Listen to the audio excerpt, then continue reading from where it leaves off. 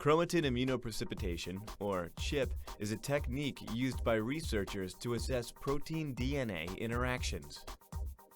Protein factors play important roles in gene regulation. Not only do they organize DNA in chromosomes, but they also bind to specific DNA sequences, called regulatory sites, to activate or repress expression.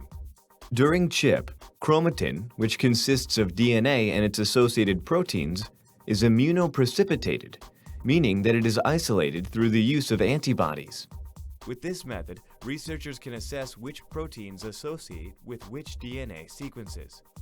In this video, we will review chromatin modifications and their roles in epigenetic regulation, and how CHIP can assay these modifications. We will then describe a generalized procedure for this technique, and finally, discuss how scientists are using CHIP in research today. Let's begin by reviewing what chromatin modifications are and how to study them with CHIP.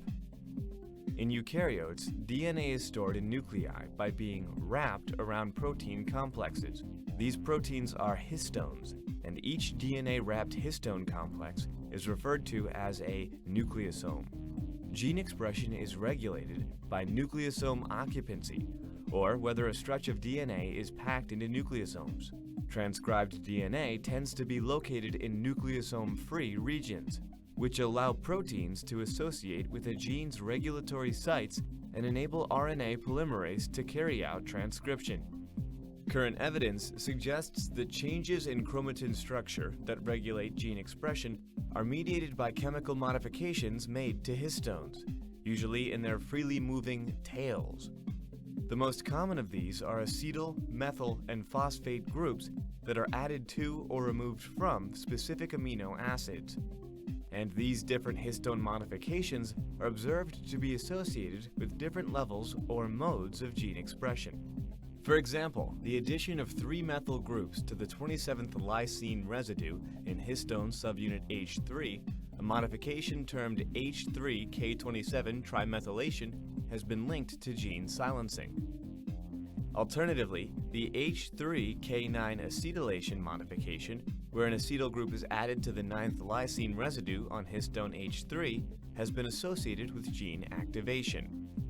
Histone modifications are hypothesized to play a role in the epigenetic regulation of gene expression by marking regions of chromatin as active or silent. One mechanism by which histone modifications are believed to exert their effects is to recruit transcription factors or chromatin remodeling enzymes, the latter of which physically move the positions of nucleosomes. With CHIP, specific histone modifications can be targeted by antibodies, which can be pulled down along with the surrounding DNA. Researchers can then employ PCR, microarrays, or sequencing to identify DNA regions associated with histone modifications of interest. By varying the antibodies used during CHIP, this technique can also help pinpoint DNA regions bound by transcription factors and other regulatory proteins. Now that you know the principles behind CHIP, let's go through a generalized procedure for this technique.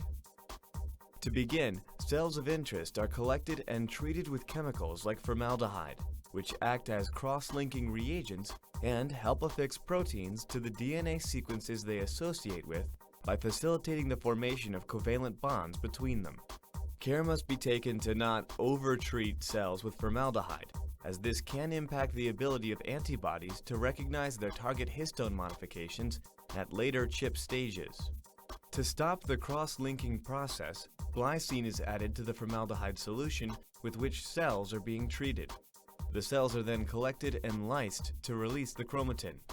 To solubilize chromatin and precisely define the DNA regions that associate with modified histones, chromatin is mechanically sheared into smaller pieces using sound waves, a process called sonication.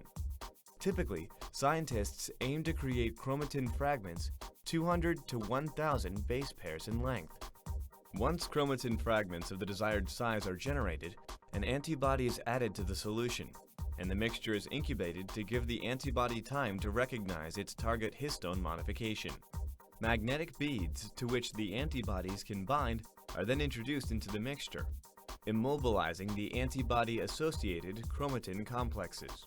The beads are collected through the use of magnetic racks and washed several times to rinse off any unbound chromatin or antibodies. To release the chromatin from them, beads are placed in a solution containing the detergent SDS, and after collecting the beads with a magnet, the supernatant is kept. The enzyme proteinase K is then added to this solution to degrade all proteins, including histones, so that the DNA component of the chromatin can be isolated. The resulting DNA is then purified and analyzed.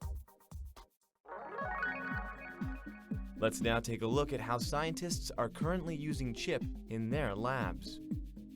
Many researchers use CHIP to evaluate changes in histone modifications brought about by extracellular signals. Here, cultured human cells were treated with a specific cytokine, or signaling molecule, and changes in histone methylation were assessed.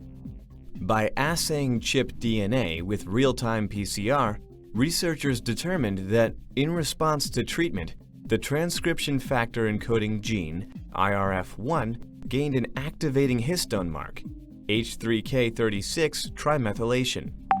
This modification enabled both a regulatory protein and RNA polymerase II to associate with IRF1, resulting in its transcription.